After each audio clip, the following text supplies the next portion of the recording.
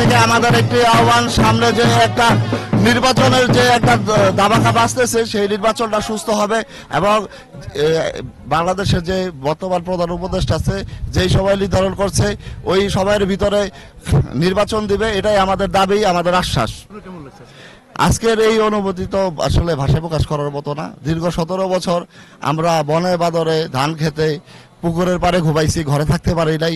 এই ফ্যাসিস্ট হাসিনার দুঃশাসনের আমলে 5ই আগস্টের পরে যে একটা শুরু হয়েছে, ওইখান থেকে আমরা এই অবস্থানে আজকে আসছি। আমাদের মনোভাব খুবই ভালো। আমরা চিন্তা করি এই 5 আগস্টের পরে বাংলাদেশ আজকে যে অবস্থানে আছে, আগামী আরো অনেক দিন এরকম এই সেম অবস্থানে থাকবে ইনশাল্লাহ।